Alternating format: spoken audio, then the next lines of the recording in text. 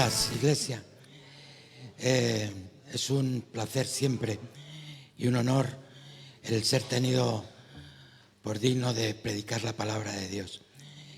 Y lo que tengo que pedirle al Señor en esta mañana es únicamente una cosa, que este mensaje no sea con palabras, como dice la Escritura, de humana sabiduría, sino que sea por el poder de Dios, ¿verdad? Porque solo así va a poder tocar nuestros corazones y transformar nuestras vidas, si Dios lo hace. Nosotros somos meros instrumentos en sus manos. Es curioso, este mensaje ha sido como una especie de carambola, ¿verdad, David? Y el mensaje que voy a predicar es Efesios 2, 8 y 9. Y digo que es carambola porque David predicó Efesios 2, 1 al 7, y el domingo pasado Hans predicó del 11 al 22 de Efesios 2, que por cierto, cuando le mandé mi predicación y el título, se asustó. Le dijo: uy, has dado en el poste, ya creí que tenía que cambiar el mensaje. Pero bueno, Dios lo organizó de manera que fuéramos no en secuencia, no en el orden, pero a mí me han dejado un huequecito ahí de 2 versículos, ¿verdad? Y es lo que vamos a compartir hoy, Efesios 2, 8 al 9. Qué texto tan maravilloso, aunque cortito, qué poderío tiene, ¿verdad?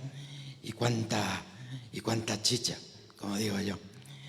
Efesios 2, 8 al 9 dice: porque por gracia sois salvos por medio de la fe. Y ¿esto qué? Pues las dos cosas no son de nosotros, ¿verdad? Si por gracia sois salvos por medio de la fe, esto no es de vosotros, porque es un don de Dios, y no por obras, para que nadie se gloríe. Esta es la predicación de hoy, es este el mensaje.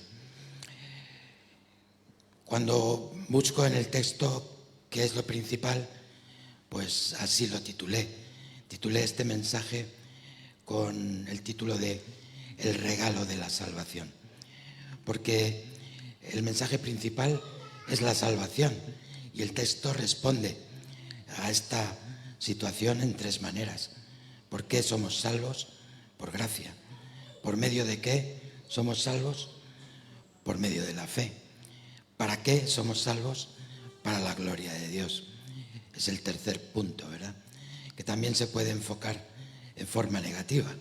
No sería por obras, ¿no?, que el hombre puede hacer. En base a esto, tenemos que plantearnos una introducción que necesariamente tiene que ver con el tema de la salvación. Recuerdo una vez que subí a la habitación en un hospital de un enfermo terminal de cáncer. Los médicos le habían dicho que le quedaban 3 meses. Y con más miedo que vergüenza, porque llevaba poco tiempo convertido, pues fui capaz de juntar el valor en el Señor y subir a aquella habitación donde estaba él y su esposa, y pude compartirle de Cristo. Y orando con ellos, rogué al Señor que, creyendo en Él, fueran salvos.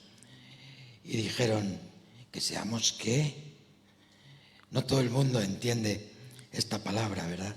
Salvos, que quiere decir salvación, ¿no? En definitiva. Otros me han dicho: ¿necesitamos ser salvados de qué? ¿Qué hemos hecho para necesitar ser salvados?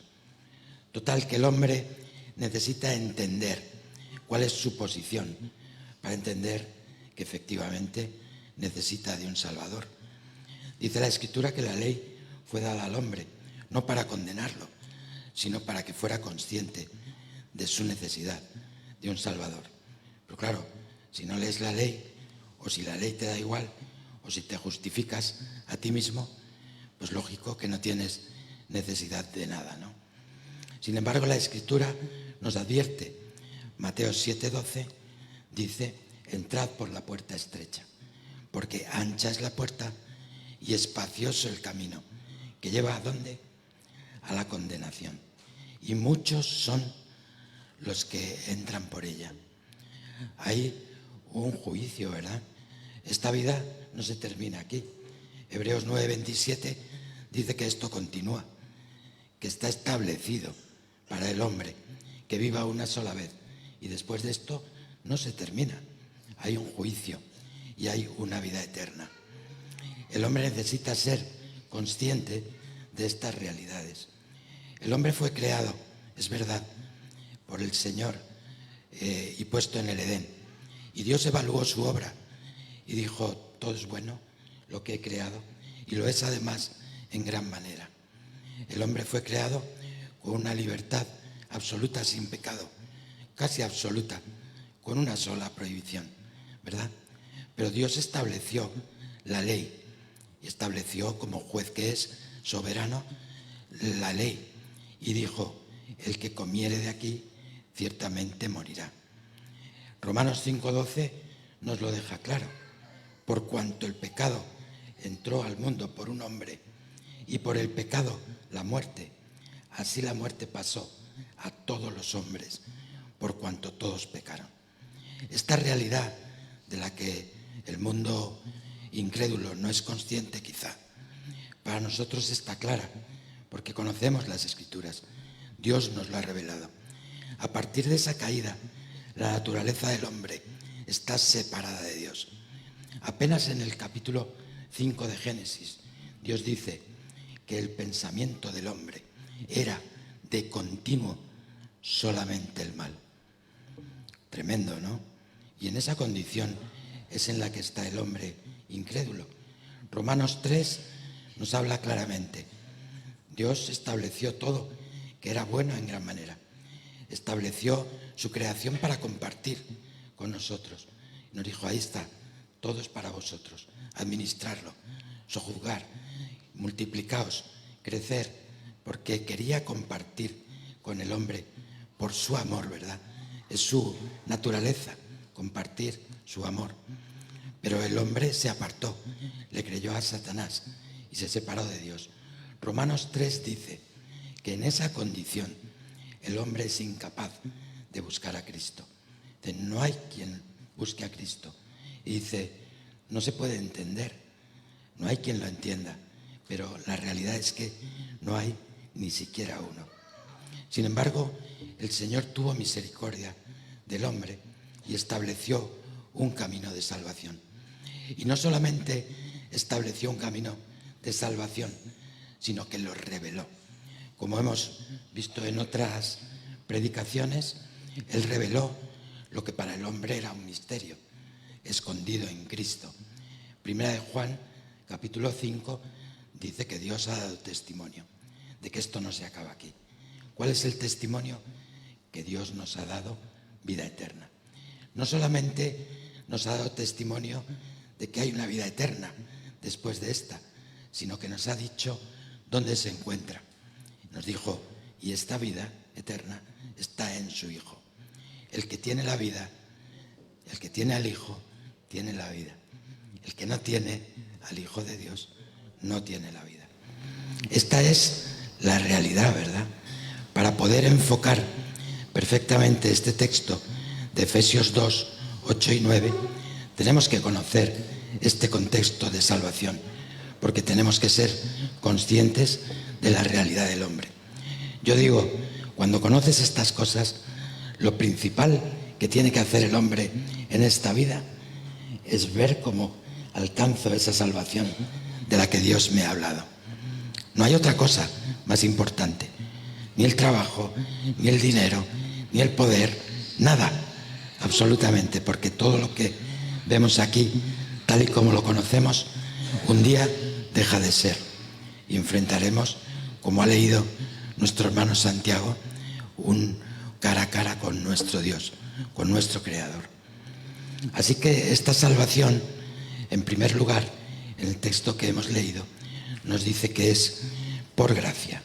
¿Qué significa gracia?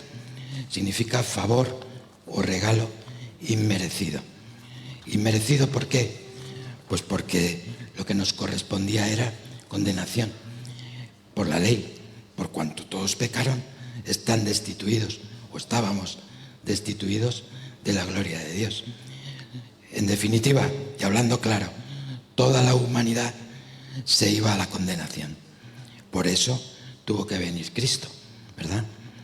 Para morir en la cruz, ocupar nuestro lugar. El que recibe a Cristo tiene vida eterna. No todos somos hijos de Dios, ¿verdad? Porque estos hijos de Dios, dice la Escritura, no son de voluntad de varón, ni de carne ni de sangre, sino de Dios. Al que recibe a Cristo, que para eso vino, para morir en la cruz, Dios le ha dado la potestad de ser hecho hijo de Dios. A la hora de explicar la gracia, este regalo o favor inmerecido, me acordaba yo de un testimonio cuando era pequeño, y es que mis padres me decían: pon los zapatos ahí en el salón en el día de Reyes, y si has sido bueno te van a echar el regalo que pidas, ¿verdad? Y si has sido malo, pues no. Y yo no tenía conciencia ninguna de haber sido malo. Pues yo hacía cosas que no estaban bien, pero yo digo, bueno, eso son tonterías. Mi padre me decía: hay que dejar un cubo de agua para los camellos y 3 copitas de anís para los reyes. Nunca supe quién se tomaba 2, ¿verdad? Alguien se tomaba 2. El caso que yo escribía mi cartita, yo estaba enamorado de una bicicleta. Os hablo de hace muchos años, ya soy mayorcito. Pero era una bicicleta con las ruedas blancas. En aquellos tiempos no había bicicletas de esas. Era una chulada. Y yo estaba enamorado de esa bici. Entonces mi cartita ponía: queridos Reyes, he sido bueno, claro.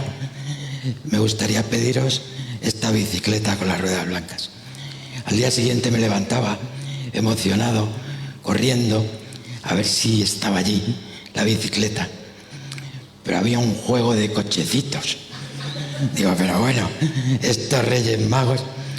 Al año siguiente volví a escribir y había un juego para hacer castillos.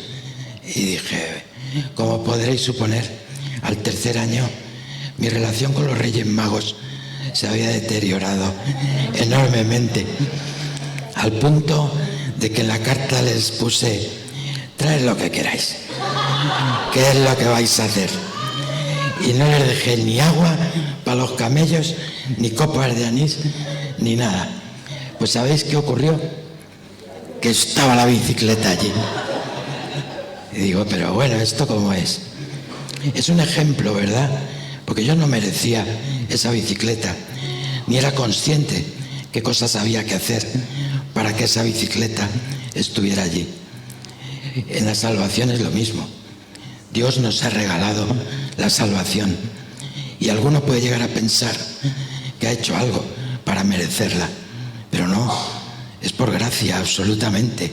Es un regalo que además no merecíamos, porque lo que merecíamos por nuestras obras era la condenación, por cuanto todos pecaron.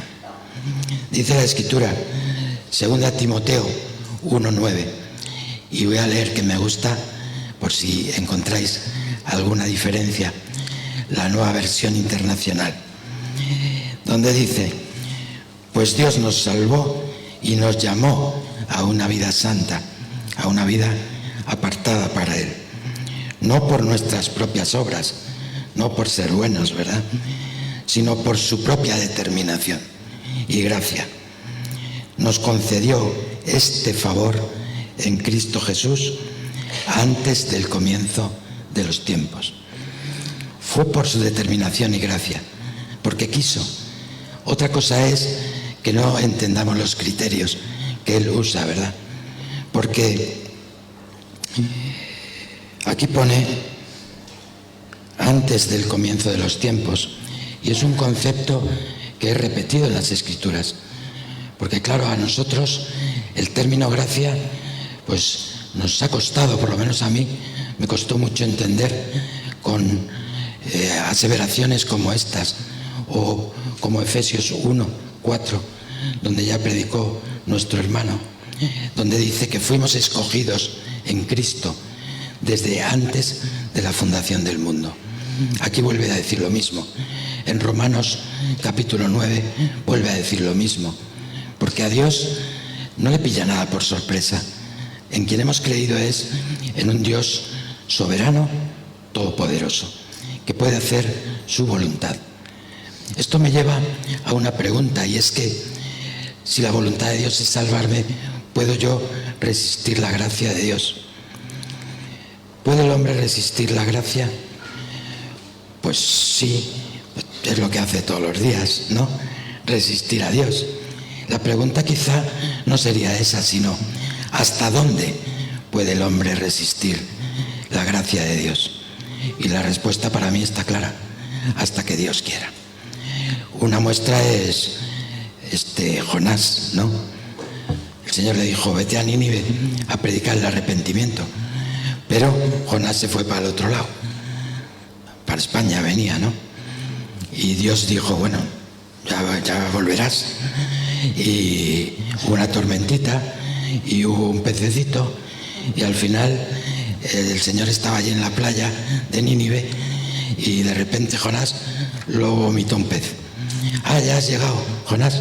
Vale, pues venga a predicar el mensaje a Nínive, ¿no? Y es así, ¿no? En cuanto a la salvación, no queda ninguna duda, ¿verdad? Es Dios quien nos la concede. Yo me gusta ir a las Escrituras y ver en los personajes que el Señor nos ha puesto ahí, en qué manera lo hizo. Me gustan los apóstoles, ¿no? Y digo: es tremendo esto. Dejaron la barca y los aparejos, pero es que era su medio de vida. Ven y sígueme. ¡Hala! La barca ahí, los aparejos, su medio de subsistir. No pensaron en sus familias, de qué van a vivir. Y le siguieron a un desconocido, al hijo del carpintero de Nazaret. ¿No es tremendo eso? Mateo, ahí en el banco de los impuestos, dejó los impuestos, el banco. Yo no sé qué responsabilidades tendría Mateo con Hacienda, pero lo dejó allí todo tirado. Me gusta Juan 1, quería compartiroslo. Cuando Dios llamó a Felipe, y Felipe siguió, pero Felipe se acordó del que seguramente era su colega Natanael, ¿no? Y fue corriendo a decirle: oye, también llamado Bartolomé, ¿no? Oye, Natanael, ven, hemos encontrado al Cristo, aquel del que Moisés escribió en las Escrituras, a Jesús de Nazaret, el hijo de José, el carpintero. Y dijo Natanael: ¿de Nazaret puede salir algo bueno? Vaya respuesta, ¿no? Él era de Caná de Galilea, apenas 8 kilómetros de Nazaret.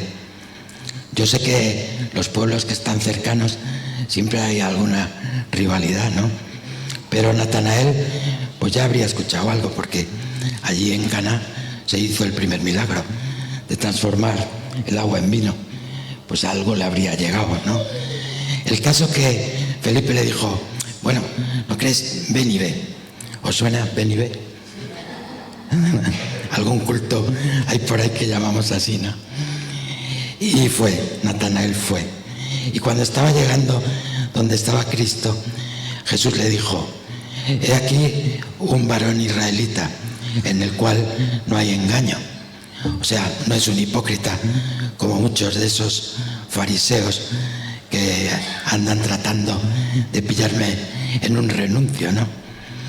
Y le dice Natanael: Señor, ¿tú me conoces? Y le dice el Señor: sí, te vi cuando estabas debajo de la higuera. Y Natanael dice: tú eres el Cristo, el Hijo de Dios. ¿Qué ha pasado aquí? ¿Qué ha pasado aquí?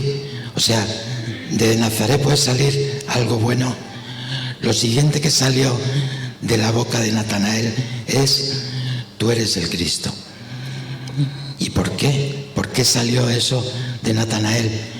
Y yo pensaba, porque está claro, y lo dijo Jesús: porque te dije que te vi debajo de la higuera, has creído. Mayores cosas verás, ¿no? Pero ¿qué se le vendría a Natanael a la cabeza? Yo pensaba, y es cosa mía, ¿no?, que no lo pone la Escritura, pero digo, quizá aquella higuera era el lugar donde Natanael iba a orar, ¿no? Todos tenemos un sitio donde oramos al Señor, donde estamos cómodos, donde le contamos nuestros problemas, nuestras dificultades, donde le honramos, ¿verdad?, adorándole, dándole la gloria. Creo que aquella higuera era ese lugar para Natanael. Y yo creo que el Espíritu de Dios hizo una obra ahí en el corazón de Natanael, ¿no? Y de alguna manera le dijo, ¿te acuerdas que estabas debajo de la higuera? Era con él con quien orabas. Algo así debió ocurrir, ¿verdad?, para que hubiera esa transformación tan radical. Hace poco hablábamos de Ezequiel 36, donde Dios decía, llegará el día donde pondré en vosotros un espíritu nuevo. Pondré en vosotros un espíritu nuevo y cambiaré vuestro corazón de piedra. De Nazaret puede salir algo bueno, a un corazón de carne. Tú eres el Cristo, el Hijo de Dios. Y haré que andéis en mis estatutos y en mis preceptos, y haré que los pongáis por obra. Esa transformación ha ocurrido en cada uno de nosotros, porque es por gracia. El Señor lo ha hecho. No hay nada que podemos hacer para alcanzar la salvación. No hay mérito en nosotros, y tenemos que ser conscientes de cuál era nuestra realidad antes de Cristo para valorar lo que Dios ha hecho en nosotros. El concepto de gracia es complicado para el hombre, porque estamos acostumbrados a ganarnos las cosas por aquello que hacemos, pero en la gracia no participamos. El hombre es sacado fuera de la ecuación, y por eso quizá muchas veces cuestionamos a Dios, ¿verdad? ¿Por qué el Señor no ha derramado de su gracia, si es irresistible, a todos los hombres, para que todos hubieran sido salvos? Pues yo no lo sé, Dios lo sabe. Hay un texto que dice, cuando estés con Él en la vida eterna, conocerás como fuiste conocido. Y seguramente el velo de nuestro entendimiento será quitado y podremos entender muchas de las cosas de las que hoy no entendemos. Daniel 4:35 dice, todos los habitantes de la tierra son como nada, y Él hace según su voluntad, en el ejército del cielo y en los habitantes de la tierra. Y no hay quien detenga su mano y le diga, ¿qué haces? Él es Rey soberano, todopoderoso. Él se ha revelado así en las Escrituras. Y esto es lo primero que tenemos que saber. La salvación nos la ha dado Él. No la merecíamos, nos la ha dado por gracia. En segundo lugar, el texto que hemos leído nos dice por qué medio alcanzamos esa salvación. La salvación está ahí. Dios ha dado testimonio. Está en Cristo. Nos ha dado vida eterna. Esta vida está en su Hijo. Y es por gracia que la recibimos. Pero ¿cómo la alcanzo? Es por medio de la fe. ¿Qué significa fe? Pues significa confianza. Yo deposito mi confianza, ¿verdad?, en Cristo. Pero ¿cómo la deposito si no conozco las Escrituras? Es por eso, porque cuando hablamos de la gracia, muchas veces decimos, pues entonces si no tengo nada que hacer, pues entonces ¿qué soy? ¿Un robot? O entonces ¿para qué predico si ya está todo el pescado vendido? Bueno, pues hoy ha dicho nuestro hermano Santiago que es un privilegio para nosotros el ser tenidos en cuenta para actuar dentro del plan de salvación que Dios tiene para el hombre. ¿Qué dice la Escritura? Somos embajadores. ¿Es un honor eso para ti o no? ¿Suficiente para ti o no? Embajadores, como si Dios rogara a través de nosotros, reconciliados con Dios. Está claro que las personas no van a creer en algo etéreo, necesitan poner su confianza en algo, en las buenas noticias de salvación. Es por eso que somos embajadores, es por eso la gran comisión, porque nosotros tenemos que decirle a la gente dónde tienen que depositar esa confianza. Y por eso predicamos, para que la gente tenga ese conocimiento en el que poner su fe. 1 Corintios 1:21 dice: pues ya que en la sabiduría de Dios el mundo no conoció a Dios mediante la sabiduría, agradó a Dios salvar a los creyentes por la locura de la predicación. Dice, los judíos piden señales, ¿verdad? Tienen su propia forma de reclamarle a Dios la salvación. Los gentiles o los griegos piden sabiduría, pero para nosotros los llamados, dice 1 Corintios 21, Cristo, poder de Dios, poder de Dios. Para los judíos, ciertamente tropezadero. ¿Por qué? Porque el Mesías que vino no era lo que ellos esperaban. Ellos esperaban un Mesías conforme a su conveniencia, conforme a sus problemas, que los librara, ¿verdad? Como hemos hablado muchas veces, de la opresión que estaban sufriendo. Y no era ese el Mesías que vino, ¿verdad? Vino un Mesías a morir en la cruz. Como dijeron los discípulos que iban para Emaús, ya lo han matado, se acabó la esperanza, ¿verdad? Porque no entendían el mensaje del Evangelio. Para los gentiles, dice, ciertamente locura. Locura, ¿por qué? Pues bueno, tú explícale a alguien que no conoce todo esto, que la salvación está en Cristo, que el hombre fue creado tal y como hemos dicho, pero pecó, fue destituido de la gloria de Dios, se va derecho a la condenación. Pero Dios estableció un camino de salvación. Envió a la persona, segunda persona de la Trinidad, que vino como un niño desvalido, nacido de una virgen, por obra y gracia del Espíritu Santo, en un pueblo pequeñito de la nación de Israel, pueblo escogido por Dios. Y te van a decir, ¿tú estás loco? Eso para un incrédulo es muy complicado de creer, ¿no? Es una historia que tiene que ir respaldada por el poder de Dios. Como dice 1 Corintios 21, para nosotros no es locura ni tropezadero, que es para los llamados poder de Dios. ¿Por qué es poder de Dios? Porque Dios ha obrado en nuestro corazón enviando su Espíritu Santo. ¿Qué dice Tito? Tito 3, versículos 5 al 8. Dice, nos salvó, no por nuestras obras de justicia, ¿verdad?, que pudiéramos ofrecerle a Dios, sino por el lavamiento de la regeneración y por la renovación. ¿En qué?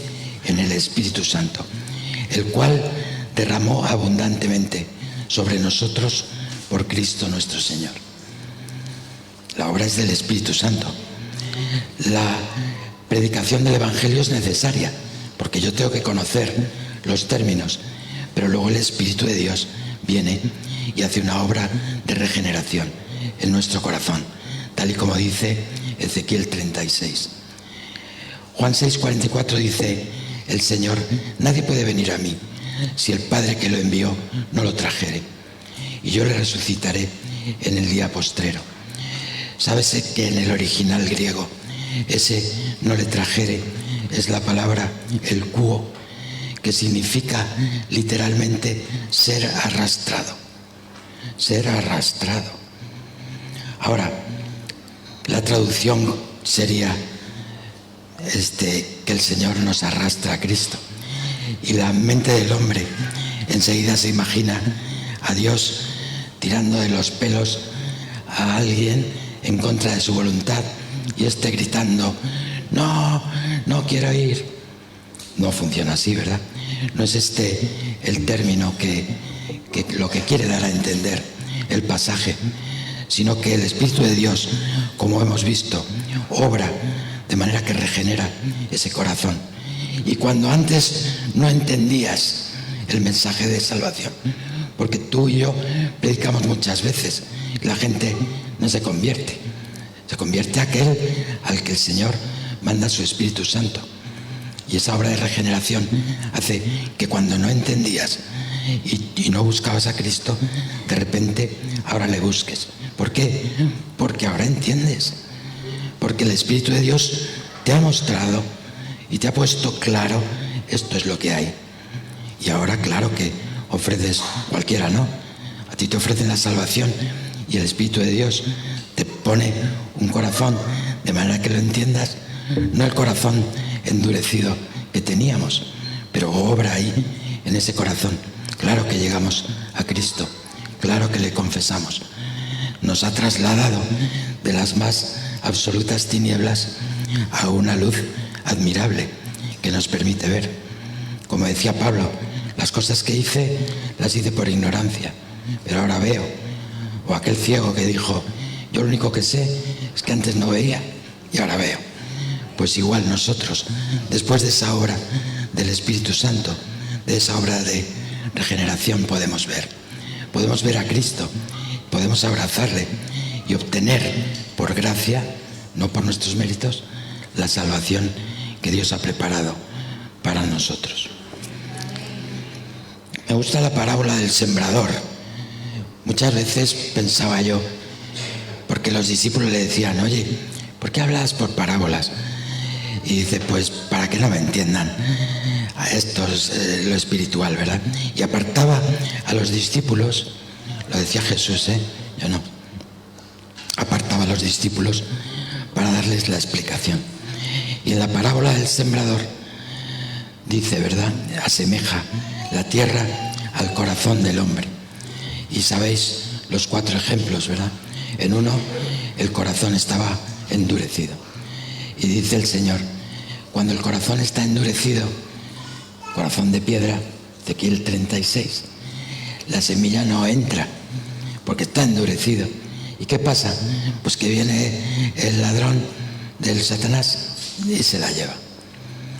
Otro caso es que en esa tierra o en ese corazón hay pedregales, también está endurecido.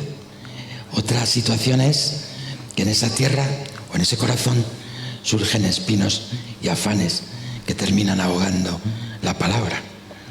En el otro son las emociones, pero como no hay raíz, pues aquello se diluye. Pero hay un cuarto terreno, que es buena tierra, que está limpia. Y yo me preguntaba, ¿pero quién ha limpiado la tierra esa? Si se supone que es el corazón, todos hemos pecado, todos tenemos corazón de piedra, alguien ha limpiado esa tierra. Sin duda que es el Espíritu de Dios, ¿verdad?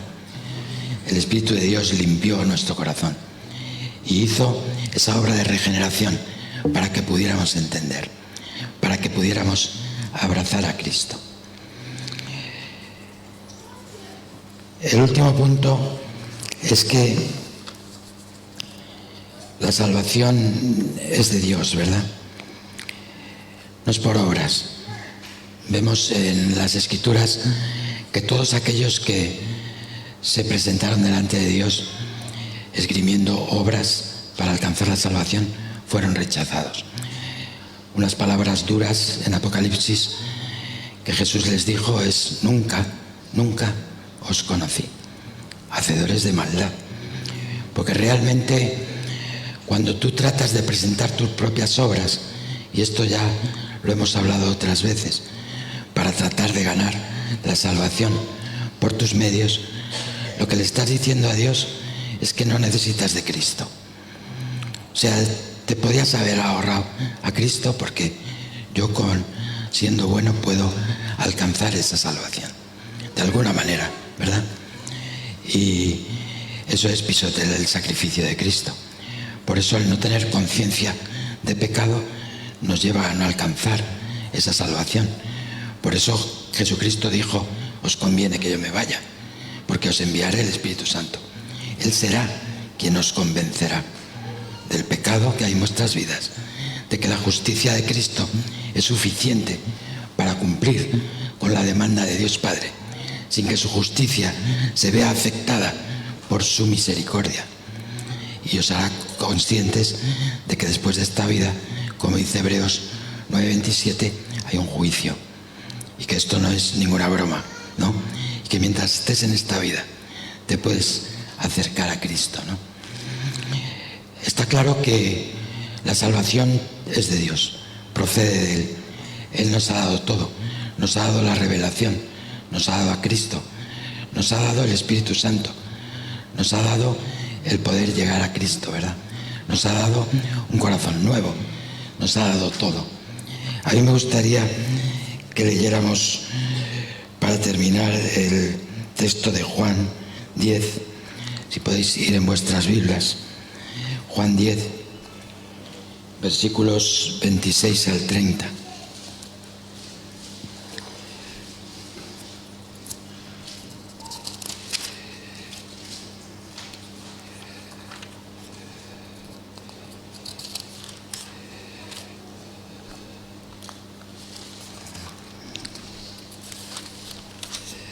Juan 10, versículos 26 al 30, donde Jesús está hablando a los fariseos y les dice: pero vosotros no creéis. ¿Por qué no creían los fariseos? Dice el Señor: no creéis porque no sois de mis ovejas. Como os he dicho, mis ovejas oyen mi voz. ¿Qué voz? La palabra, ¿verdad? Lo que predicamos, las buenas noticias, el mensaje de salvación. ¿Y qué ocurre cuando oyen la voz? Yo las conozco y me siguen. Las ovejas de Dios siguen a Jesucristo. ¿Por qué? Por el Espíritu de Dios que hace la obra. ¿Y qué hace Jesucristo con esas ovejas? Versículo 28. Dice: yo les doy vida eterna. Les doy vida eterna, la salvación. Y no perecerán jamás. Mi Padre ni nadie las arrebatará de mi mano. Esto es una tranquilidad para cada uno de nosotros. Jesús dice: mis ovejas oyen mi voz y me siguen, y nadie las arrebatará de mi mano. 29. Mi Padre que me las dio, ¿quién le ha dado las ovejas a Jesús? Dios Padre. ¿Cómo se las ha dado? Por la obra del Espíritu Santo. Mi Padre que me las dio es mayor que todos, y nadie, importante, nadie las puede arrebatar de la mano de mi Padre. Yo y el Padre uno somos. Qué tranquilidad a mí por lo menos me da este texto, ¿verdad? Somos ovejas de Dios. El Padre las ha puesto en las manos de Jesús. Nadie puede arrebatarlas de las manos de Jesús. Nada ni nadie. Dice Romanos 8, a los que antes conoció. ¿Antes de qué? Efesios 1:4, antes de la fundación del mundo. Segunda Timoteo 1:19, antes de los tiempos. Romanos 9, todos, ¿verdad?, enseñan esa verdad. A estos que antes conoció, ¿qué hizo con ellos? A estos llamó. Nosotros, los llamados, poder de Dios, no tropezadero, no locura, poder de Dios en Cristo. Y a los que llamó, ¿qué hizo con ellos? A ellos justificó. El justo por los injustos, ¿verdad? Para que seamos justificados. La única forma de encontrar la paz con Dios. Si cuando éramos enemigos fuimos justificados, ¿verdad? Es solamente así como encontramos la paz con Dios. Y a los que justificó, ¿qué hizo con ellos? Los glorificó. Y eso está en el futuro todavía, ¿verdad? Seremos glorificados junto con Cristo, porque vamos a estar allí con Él, con toda su gloria. Todo esto es para la gloria de Dios. Como dice la Escritura, para la gloria de la alabanza de su gracia. Todo es para la gloria de Dios. No hay nada que nos podamos atribuir para gloria nuestra. Todo procede de Dios, es por Dios y para Dios. Y nosotros somos en sus manos pues personas agradecidas por lo que nos ha regalado, porque hemos alcanzado por gracia esa salvación, porque el Espíritu de Dios obró en nosotros para que pudiéramos depositar nuestra fe en Cristo. Obró de esa manera. Y tenemos claro que no ha sido por nuestras obras. Por mucho que nosotros queramos ganar esa salvación, es imposible para nosotros. Pero para Dios lo es posible. Así que en esta mañana damos muchas gracias a Dios por ser conscientes de estas cosas, ¿verdad? Aunque cueste masticarlas, aunque cueste encajarlas, Romanos 9 llega a decir: porque el Señor tiene misericordia del que tenga misericordia, y al que quiere endurecer, endurece. Y la pregunta viene inmediata, porque el autor de Romanos sabe cómo piensa la lógica del hombre, y dice: por esto habrá injusticia en Dios. Y contesta: de ninguna manera.